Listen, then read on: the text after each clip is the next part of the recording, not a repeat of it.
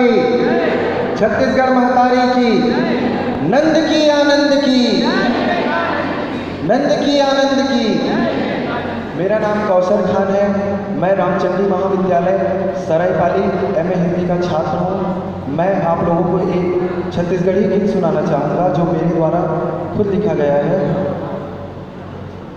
सुरता सुरता बनके रही जाही, सुरता सुरता बनके रही जाही, आखिले आंसू बनके बही जाही, आखिले आंसू बनके बही जाही, सुरता सुरता बनके रही जाही, सुरता सुरता बनके रही जाही, आखिले आंसू बनके बही जाही, आखिले आंसू बनके बही जाही, बीते समय ला फिर सुरता करके,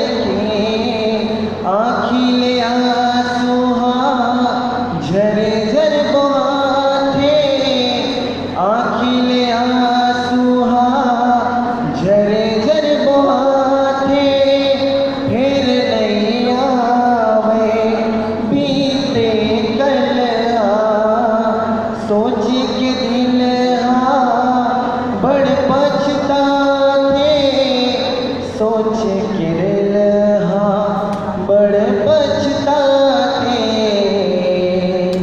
तुमर ले बिछड़े के दुख जिंदगी भर तड़पाही, तुमर ले बिछड़े के दुख जिंदगी भर तड़पाही, सुरता सो बनके आखिले बही जाही, सुरता सो बनके आखिले बही जाही, सुरता सुरता बनके रही जाही, आखिले आंसू बनके बही जाही, आखिले आंसू बनके बही जाही।